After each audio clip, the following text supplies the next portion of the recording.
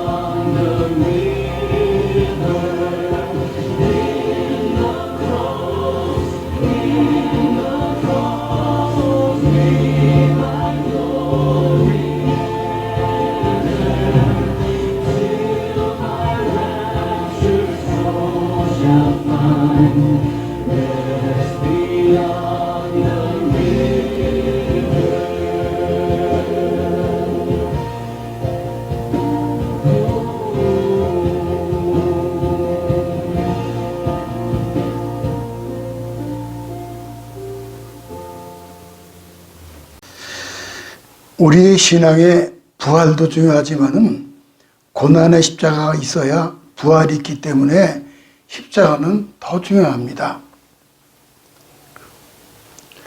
그러므로 우리의 신앙이 어떠한가는 십자가를 어떻게 받아들이냐, 생각하느냐에 따라서 그가 성숙한 그리스도인이 될 수가 있고 반대가 될 수 있죠.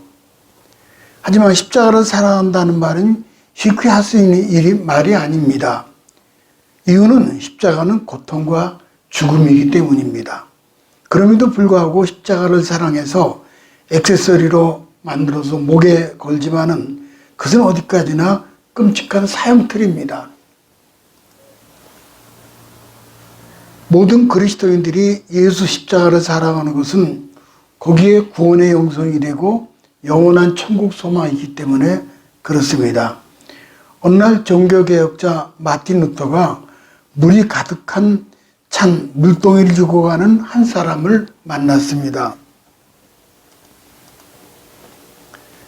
그 물동이 속에는 나뭇가지가 담겨져 있었습니다. 이상하게 생각한 루터는 그 이유를 물었습니다. 그 사람이 답변인즉 나뭇가지 덕분에 물이 출렁거리지 않고 넘치지 않는다는 것입니다. 루터는 이 평범한 이치를 통해서 예수 그리스도의 십자가만이 위태로운 인생길에서 생명과 안정을 가져다 준다는 진리를 배우게 되었다라고 고백합니다. 지금 온 세상은 지구촌은 무서운 전쟁, 두려운 코로나 질병, 또 끔찍한 지진으로 지금 출렁이가 있잖아요. 이 그림 보세요. 전쟁, 코비드, 코로나, 지진, 이게 지금 다 이루어지고 있는 거죠, 지금. 또 한국도 정치, 경제, 군사, 종교적으로 온통 출렁이고 있죠. 이때 우리 민족은 십자가 길을 가야 합니다. 출렁이는 물동이에 나뭇가지 십자가를 들여 산다면은, 들여놓고 산다고 하면은, 우리의 가정과 한국은 경랑의 소용돌이 속에서 능히 건짐을 받게 되는 것입니다. 첫째는 예수님은 십자가를 지고 골고다로 가셨죠. 26절 상반절에 보니까는 그들이 예수를 끌고 갈 때, 당시 로마의 사용법은 크게 두 가지였는데 목을 자르는 참수형과 십자가형. 참수형은 일반 죄수들, 십자가형은 천한 노예나 반란자, 살인자, 흉악범에게 적용이 되었습니다. 예수님 빌라도 법정에서 반란자, 흉악범으로 사형이 확정된 채 골고다 언덕까지 로마 군병들에게 끌려 올라가셨습니다. 그 길을 가께서 고난의 길, 라틴어로 비아 돌로로사라고 말합니다. 슬픔의 길, 고난의 길이죠. 그림을 좀 계속 볼까요? 예수님이 올라가셨던 그 길이죠. 여기 요 사이가 비아 돌로로사입니다. 그리고 이거는 이것도 다른 것을 보면 이렇게 해서 이 골고다 언덕으로 오르셨어요. 지금도 예루살렘 성지에 가면은 고증을 통해서 조성해 놓은 길이 있는데 약 한 1.2km 길입니다. 처음 400m는 약간 내리막길, 나머지 800m는 약간의 오르막길입니다. 그 길 끝이 골고다 언덕입니다. 골고다는 히브리어로 해골이라는 뜻입니다. 라틴어로 갈보리라고 그러죠. 이 동산이고 갈보리. 영어의 갈보리는 갈보리는 라틴어에서 유래한 것으로서 이런 명칭이 붙여진 이유는 두 가지 학설이 있습니다. 멀리서 보면 지형이 꼭 해골처럼 생겼고 그렇게 명칭이 붙여진 거예요. 그리고 또 실제로 사형수들의 시체가 널려 있어서 많은 해골들이 나뒹굴어서 그런 명칭이 붙어진 것이 골고다입니다. 그것까지 가는 길은 결코 쉽지 않죠. 사형수 본인이 자기가 못 박힌 십자가를 지고 가야 합니다. 무게가 40kg이나 되는 십자가. 이미 전날 밤부터 겟세마네 동산에서 피땀 흘리는 기도, 제자들의 배신, 또 로마 군병의 39대의 채찍으로 온몸은 초주검이 되었습니다. 이게 채찍이죠. 39대 채찍을 맞으신. 로마 군병의 가죽 채찍은 끔찍합니다. 채찍 중간에 짐승의 뾰족한 뼈조각 혹은 납덩이를 달아서 예수님의 등을 내려치면 온몸을 휘감고 살을 파고듭니다. 등어리에 이제 저걸 채찍을 치는 거죠. 그러고 나서 채찍을 때리고 잡아채면은 살점이 뜯겨져 나고 찢겨져 나가는 겁니다. 피가 튀면서 하얀 뼈가 희끗희끗 드러난다고 그래요. 살점이 드러나고. 그리고 거기다가 실형을 다 하시고 멸관을 또 쓰셨죠. 가시멸관을 또 쓰신 거예요. 십자가를 지고 가시다가 또 쓰러지고 또 쓰러졌습니다. 전승에 의하면 예수님 골고다에 이르기까지 무려 14번이나 쓰러졌다라고 기록을 하고 있습니다. 이스라엘 성지순례를 가면 누구나 이 길을 걸으면서 예수 나를 위하여 부르며 순례자의 길을 걷습니다.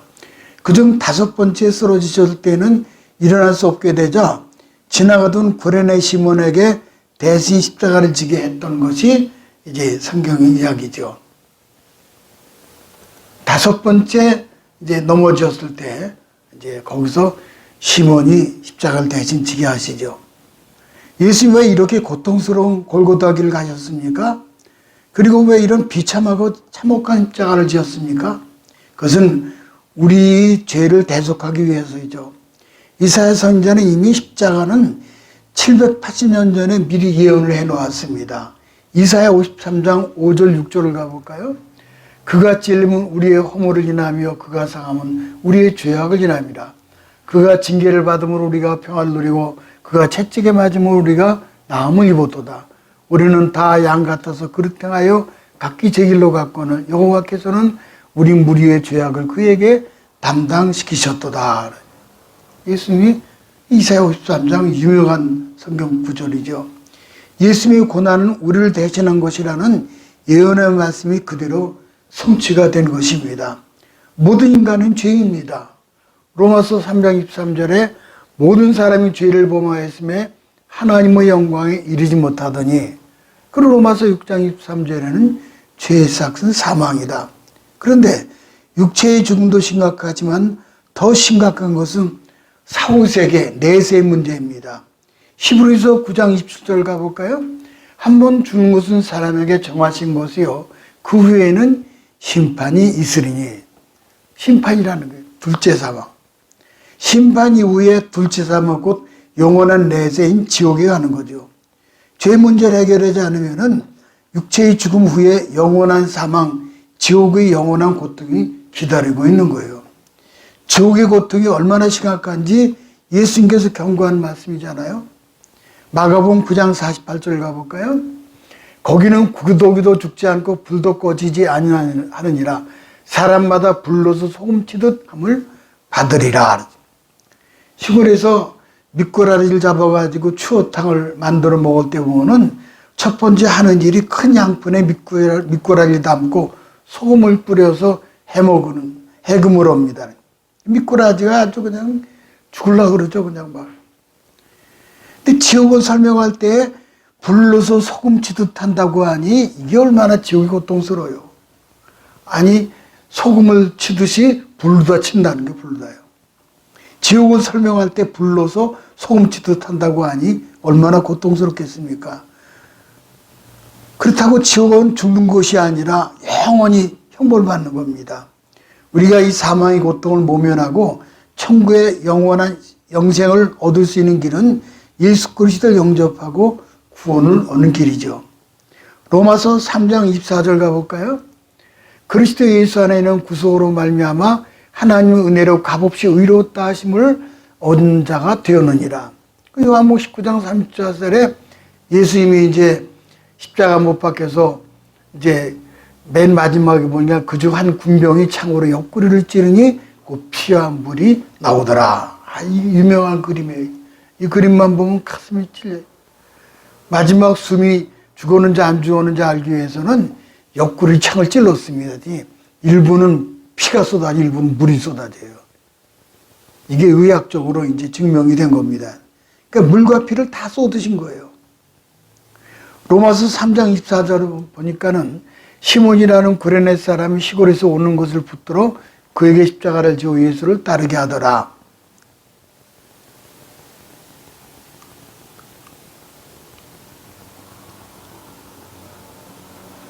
이게 무슨 말인고 하니 이제 예수님이 그 십자가에 지고 이제 가실 때 그때 그 십자가를 지게 하셨던 그런 내용이죠. 그러면은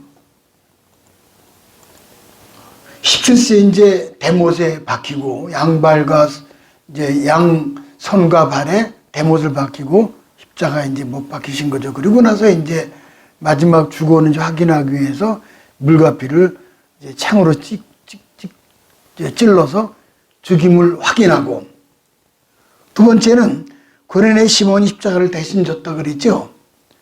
28절, 26절 하반절에 보니까는 이런 말씀이 있어요.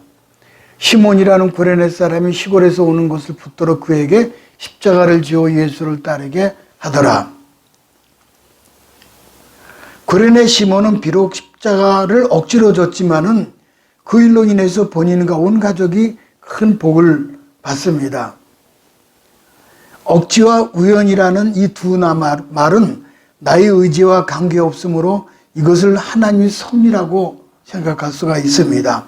이것은 하나님의 뜻을 이루어가는 필연적인 사건들이기 때문에 우리는 어떤 일이든지 범사의 감사로 받아들이면 필시 유쾌한 날을 맞이하게 되는 거죠. 고레네는 북아프리카 지금의 리비아의 수도이고 수도는 트리폴리입니다. 고레네는 오늘날 사트라는 곳입니다. 우리 리비아 그림을 좀 볼까요? 지도를. 여기 보면은 이거 이집트 애굽이고 옆에 고요 아주 리비아가, 여기가 트리폴리가 있고, 요거는 삼각주 고센 땅에 있는 곳이고, 여기가 이제 팔레스타인이죠, 이스라엘. 근데 이 디아스포라에서 전부 전 세계로 흩어져 가고 살게 있었던 거죠. 그래서 이제 오래전에 아랍의 봄으로 인해서 리비아를 40년간 통치하던 독재자 카다피가 방군에 의해서 처형된 곳이 바로 리비아입니다. 거기서 살던 분이 고레네 시몬이. 고레네 시몬은 유대인 디아스포라로 리비아에 살았던 사람이었죠. 당시에 유대인 교포들이 전 세계에 흩어져 살았습니다. 그곳 사람들이 유월절을 지키기 위해서 예루살렘을 순례한 겁니다. 그때 이제 고레네 시몬이 함께 했던 거죠. 그가 유월절에 맞춰 예루살렘 성에 막 들어갈 때 마침 성에서 로마 군병이 이끄는 죄의 행렬이 나오고 있었습니다. 당시 사형은 성 밖에서 진행되었기 때문입니다. 이때 십자가를 지고 골고다 언덕 사형 집행장으로 가던 예수님을 만나게 된 거죠. 예수님은 너무 무거운 십자가를 더 이상 감당할 수 없어서, 또 전날 밤부터 시작된 고문으로 인해서 초죽음이 되어 있었잖아요. 그래서 로마 군병이 마침 마주친 고레네 시몬을 징발해서 십자가를 대신 지고 가게 했던 거죠.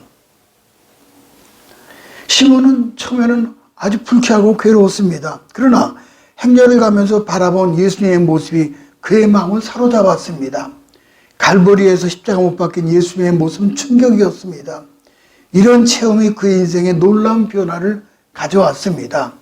예수를 만난 시몬이 변화가 되어서 시몬을 통해서 온 가족들이 전체가 구원받고 변화되고 새로워진 것이 성경의 이야기입니다. 시몬은 골고다에서 목도했던 일들을 자기 가족에게 즉시 전했고 그 결과로 온 가족이 그리스도인이 된 거예요. 시몬에 대하여 마가복음 기록을 보면 이렇습니다. 마가복음 15장 21절 가볼까요? 마침 알렉산더 루포의 아비는 고레네 사람 시몬이 시골로 와서 지나가는데 저희가 그를 억지로 같이 가게 하여 예수의 십자가를 지었다. 시몬은 알렉산더 루포의 형제 아버지라고 말합니다. 유대 사람은 성이 없기 때문에 아버지 이름을 대면해서 소개를 합니다. 이게 무슨 뜻입니까? 다 아들이 아버지보다 유명해서 아들 이름을 대면은 아버지를 알아본다는 겁니다. 본문도 마찬가지예요. 시몬의 이름을 대면서 알렉산더 루포의 아버지라고 그래요. 시몬이 주님의 십자가를 대신 지고 간 후 약 30년이 지난 주 65년경에 마가복음이 기록될 때 그의 두 아들 알렉산더 루포는 이미 이름만 대면은 타닥에 퍼진 알만한 기독교 지도자가 되었다는 것입니다. 또 그리고 로마서 16, 13절 가볼까요? 여기저기 성경 찾아보면은 주 안에서 택하심을 입은 루포와 그의 어머니에게 문안하라. 그의 어머니는 곧 내 어머니라. 그러니까 그 사도 바울께서 그 구레네 시몬의 부인 알렉산더 루포의 어머니를 내 어머니라고 또 얘기를 해요. 사도행전 13장 1절 또 가볼까요? 놀라운 일이 있어요. 안디옥 교회 선자들과 교사들이 있으니 곧 바나바와 니게르라 하는 시몬과 구레네 사람 루기오와 분봉한 헤롯의 젖동생 마나엔가 및 사울이라. 여기서 니게르라고 하는 시몬이 바로 구레네 사람 시몬입니다. 억지로 십자가를 진 후 회심해서 예수 믿게 되었고 그로 인해서 온 가족이 구원받았고 어느 사이에 안디옥 교회에서 본인도 지도자로 일을 하고 있는 거예요. 얼마나 이런 복이 어디 있습니까? 안디옥 교회라고 하면 최초의 그리스도인이라고 불려진 곳이고 또 최초의 해외 선교사를 파송한 것이에요. 거기서 사도 바울과 같이 협력해 일을 하는 것이 구레네 시몬이 되는 겁니다. 그리고 이제 알렉산더 루포도 초대교회의 지도자가 다 되었죠. 초대교회 훌륭한 지도자가 되었고 심지어는 그의 아내까지 사도 바울의 어머니라는 만큼 신실한 사람이 되었습니다. 근데 두 아들 알렉산더 루포는 시몬 아버지보다 더 훌륭한 인물이 된 거예요. 이 모든 것이 억지로 아니 우연히 십자가를 진 결과입니다. 누구든지 주님의 십자가를 붙잡고 묵묵히 가면은 조금이라도 주님의 고난의 십자가에 동참하게 되면 비아도로사의 고난의 길을 함께 걸으면은 그 후손들에게 100배의 보상을 받게 하신다는 그런 진리가 증명되고 있습니다. 주님 우리에게 자기 십자가를 지라고 하셨습니다. 우리에게 자기만의 고유한 십자가가 있습니다. 자기 십자가 없는 사람은 없습니다. 남편과 아내, 자식이 평생 십자가입니다.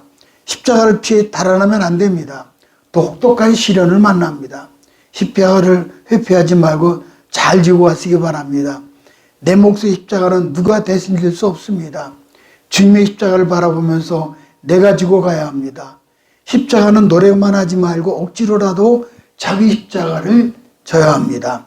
그것은 우리 그리스도인들이 피할 수 있는 운명이에요. 그래서 일찍이 주님의 십자가를 억지로 대신 지고 간 골고다를 오른 구레네 시몬처럼 우연이지만 억지지만은 가정과 후손이 복을 받는 모습을 보면서 우리도 그 길을 걸어가야 될 줄로 믿습니다. 마지막 세 번째는 십자가 길에는 두 부류가 있습니다. 하나는 십자가와 상관없는 구경꾼들이죠. 볼까요? 구경꾼들. 예수를 고소하던 대제사장과 서기관 등 유대인 당국자들 또 로마 군병들 예수님과 함께 십자가 달린 강도들 그들은 모두 예수 십자가 행렬은 따라갔지만 각자 의미가 달랐습니다. 많은 백성들은 그저 구경꾼이었습니다.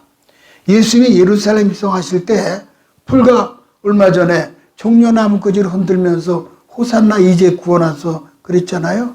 근데 전부 예수님께 등을 돌리고 입술을 비추고 조롱하고 야유합니다. 혹은 단순한 호기심으로 구경하고 있죠. 로마 군병들은 포악하게 예수님을 괴롭히고 조롱합니다. 예수님의 겉옷에 관심을 가질지언정 그분의 고통에는 아랑곳하지 않은 잔인한 사람들입니다. 대제사장, 유대 종교 지도자들 승렬의 미소를 지으면서 구경하고 있죠.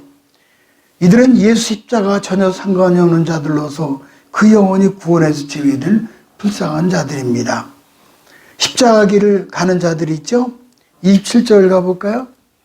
또 백성과 및 그를 위하여 가슴을 치며 슬피 우는 여자의 큰 무리가 따라오는지라 그랬어요. 예수님의 행렬을 따르는 자들 중에 슬피 우는 여인들이 있었는데 마리아와 평소 예수를 믿고 따르는 여인이었죠. 그리고 또 다른 제자들은 다 도망치고 없었지만은 요한은 모친 마리아를 곁에 이제 동행을 했습니다. 이들은 예수 십자가 대속으로 구원받고 영원한 천국에 들어간 자들입니다. 예수님이 걸어가신 골고다 언덕길, 예수님 못 박힌 십자가는 모든 사람을 둘로 나누죠. 하나는 구원받을 자, 멸망받을 자, 천국에 들어갈 자, 지옥에 들어갈 자로 나누게 됩니다. 우리가 겨우 믿음으로 구원받는데 그쳐서는 안 됩니다. 구원을 위해서는 믿음으로도 충분하지만은 구원받은 이후에 하나님 백성의 예수의 제자된 우리에게는 그 이상의 헌신이 요구되기 때문입니다. 예수님은 분명히 2000년 전 골고다 길을 가셨고 십자가를 지셨습니다. 그 한 번으로 영원한 속죄를 이루셨습니다. 그러나 그리스도의 복음에 합당한 삶을 살아야 하고 복음 전파를 위해서 남겨진 고난에 있음을 우리는 알아야 합니다. 이를 위해서 우리는 또다시 예수님의 뒤를 따라 골고다 언덕길을 가서 각자의 십자가를 져야 하는 것입니다. 어느 교회 여집사님이 남편과 함께 예수님 믿고 싶었지만은 그러나 남편이 교회를 안 나왔어요. 그러더니 그 여집사님이 남편의 양말을 자기 가방에 한 켤레를 성경책과 함께 가방에 넣어가지고 다녔다고 합니다. 그러니까 아마 내 남편이 이제 언젠가 교회 나오겠지 하면서 그랬던 것 같아요. 어느 날 남편이 무심결에 아내를 가방을 보니까는 성경과 자기 양말이 들어있더라는 거예요. 그래서 사연을 보는 즉 아내로부터 뜻밖의 소원을 들었습니다. 그러니 남편이 때가 찼는지 당신의 소원이 그러면 내일 교회 가겠어 하고 따라 나오더라는 거예요. 미국의 어느 목사님이 농부의 집에 하숙을 하는데 농부는 예수 믿지 않고 부인은 늘 남편을 위해서 항상 기도하던 중이었습니다. 그 기도가 또 때가 찼어요. 그 목사님이 그리스도의 죽음의 의미를 그에게, 그러니까 이제 그 하숙하는 주인에게 그 농장을 하는데 설명할 기회를 기도하던 중에 마침 농부가 목사님을 부르더니 우리 닭장에 한번 같이 가봅시다 그러더라는 거예요. 그래서 갔어요. 닭장에. 갔더니 닭장 둥우리 암탉에 앉아있는데 그 날개 밑에서 병아리들이 삐약삐약 소리 내면서 한 마리씩 기어나오더라는 거예요. 농부가 암탉을 건드려 보라고 그래서 목사님 툭 건드렸더니 암탉이 그냥 썰어 주고 있는 거예요. 농부가 말하기를 저 머리 상처를 보십시오. 쪽집이라는 놈이 그 몸에서 피를 다 빨아먹었는데 쪽제비가 새끼들 잡아먹을까 해서 꼼짝도 하지 않고 그들을 죽었다는 거예요. 그때 목사님은 그 농부에게, 농장 주인에게 바로 이겁니다. 예수 십자가 달리실 때 자신 스스로 내려와서 자신의 생명도 구원할 수 있었으나 그렇게 되면 우리는 멸망받기 때문이죠. 그래서 이 암탉의 희생으로 말미암아 병아리가 살아났다는 얘기를 했더니 농부는 어미의 희생으로 병아리들이 살았다는 뜻을 깨닫고 즉시 예수 그리스도를 영접했다고 합니다. 부디 2023년도 사순절에 주님과 함께 온 가족이 십자가 길, 비아 돌로로사의 길을 잘 가시기를 주님의 이름으로 축복합니다.